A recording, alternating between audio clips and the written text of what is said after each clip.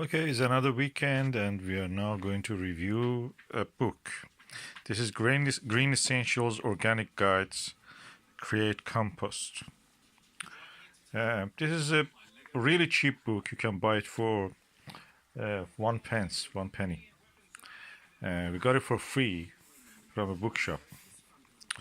That you buy the book, you give your books and get whatever you like. If you don't give anything, you just can get 3 books for free. 2007 it was published.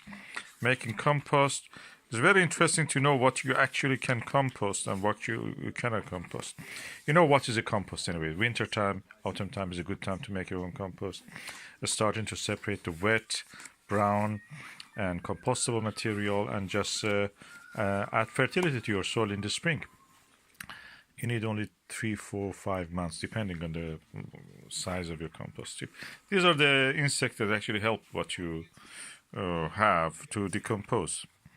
Very interesting in that sense that it shows actually what they do. 10 good reasons to make compost. It helps your garden and environment. Is the most environmentally effective method of dealing with kitchen and garden waste. Naturally nourishes. You can read the rest of them here. I keep it for a while. You can read. And getting started. How you start? You can do it in as little as possible and as often as possible. In a compost bin or a little space that you create in the corner of your garden or allotment. You can have as many as you want. The bigger the better, because the heat of the compost at the center will be much for a larger one. And what materials you can actually compost. We have a kitchen caddy, and just we take it whenever we want to carry our waste to the allotment. They give you actually for free sometimes. I got it for free from the local council. What you can compost, interesting. There are a long list. I didn't know that actually you can compost hair. If you have any hair clippings, and if you are a farmer, you have a lot, you don't get rid of anything. So you can do all of this: potato tops, soft prunings, coffee grounds, tea leaves, rhubarb leaves, feathers, poisonous plants. You can compost them. Annual weeds. But interesting enough, you have to know that you can do it with the, any paper, any packaging. You can just, if it is not glossy too much, you can just compost them. You can even, this is what I want to say, you can even compost things like the bindweed, couch grass, and nettle, the roots of them. You have to do it separate, so don't mix it with the other ones. But when you do that, they're really easy to compost. I've seen people put them in the sun. I did it myself, and they just go dry immediately in less than a week. Then you can compost them separately if you want, or with others. Or somebody else I've seen, they put it in a bucket of water. They decompose. These are full of nutrients because rats like this, especially the bindweed. Rats like them. They collect them because they're like nuts for them. They go crazy for that. You can compost mold, leaf mold. All the leaves. This autumn, you may have a lot of leaves. You can ask even when they come and clean the sweeping the streets, you can get them. But you cannot compost this material. Meat and fish bones, you know. I've seen somebody in Ireland was saying that they compost everything. Why we say don't compost this thing? They say because of the rats. He says no matter what you do, rats will be there all the time.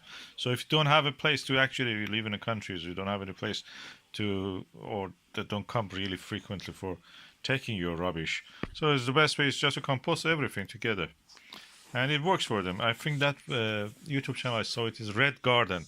Look for that. The guy has very extensive video sets. He's a very knowledgeable person. He works really scientifically. So, that's what I saw. And if you want, you can help him also with the Patreon. And things that you can do: hot composting, the temperature. Then when it comes to the time, if you have a troubleshooting, you can do. If you have trouble, you can troubleshoot. You have to read it really for yourself. This little book is full of everything that you need to know. For example, no compost. The cause can be that the heap is too hard, tough, and dry for compost process to start. That can be. One of the things you can actually do and help your composting process is to use your own urine. Yeah, don't make a mistake.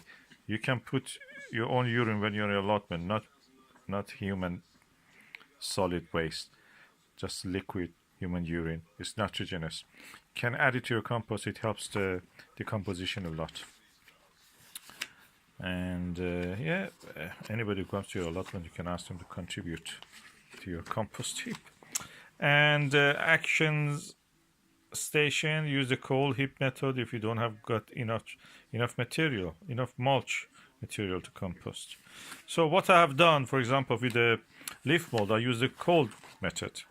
I use the thick layer of the leaf and then covered it, and in the spring I removed it, and most of it was composted to a level, not complete to level of soil, but it was composted, and I could directly plant my stuff into it. This is a really good book. In 65 pages, it has everything that you must know. And there are more books like this. They have a series of books about the lawn, fruit, wildlife, roses, compost, plants, slugs, vegetables, birds, pests, ponds, allotments. You can buy them for very cheap price. Anything, around 1 pence beside the posting. But if you find it interesting, you can also borrow from your local library or wherever you like.